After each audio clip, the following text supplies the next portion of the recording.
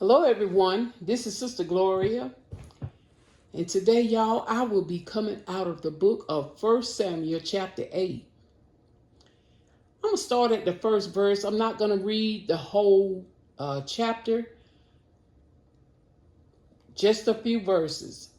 And I'll be coming from the New Living Translation. And it says, as Samuel grew old, he appointed his sons to be judges over Israel. Joel and Abijah, his oldest sons, held court in Beersheba. But they were not like their father, for they were greedy for money, they accepted bribes, and perverted justice. Verse 4, finally, all the elders of Israel met at Ramah to discuss the matter with Samuel.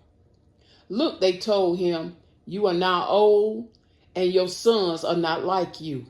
Give us a king to judge us like all the other nations have.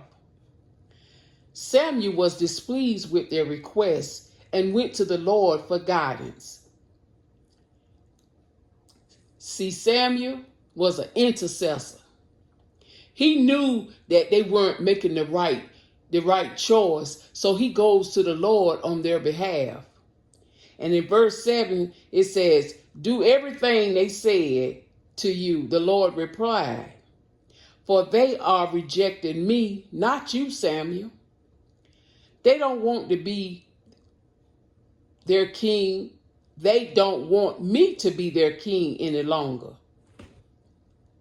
Ever since I brought them from Egypt, they have continually abandoned me and followed after other gods. And now they are giving you the same treatment, Samuel. Do as they ask, but sincerely warn them about the way a king will reign over them. So y'all, in the next few verses, 10 on down, Samuel go back and tell Israel, this how this king y'all are asking for. This king is going to take y'all through a whole lot of stuff. Y'all going to suffer. But what did they say?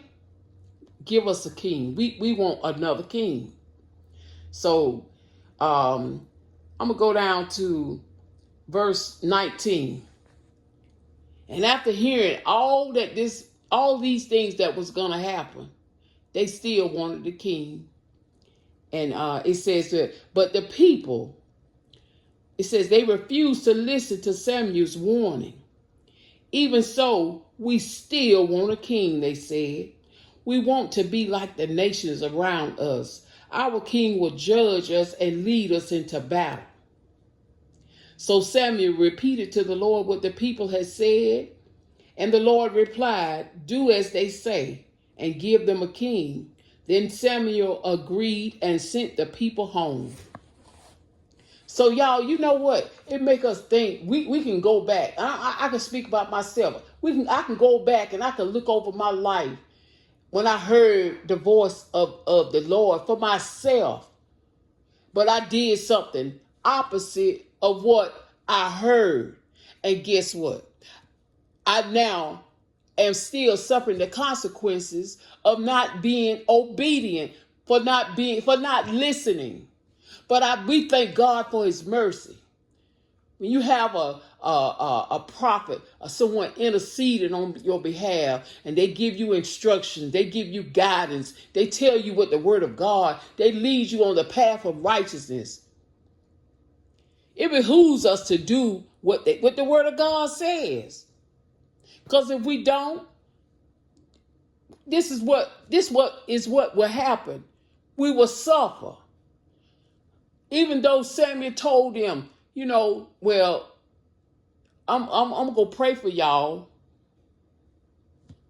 He goes and pray. The Lord say, give them what they want. So sometimes what we think we want ain't what we want. And I hear the song said years ago, got to give the people what they want. But is it what we really want? Do we really want what we think we need or we think we should have? Sometimes we just need to sit back Meditate on the word, ponder on it, and think about, well, if I do this, then this is going to happen. Well, if I don't do this, then this is going to happen. So, people of God, seek the face of God. Seek him for yourself.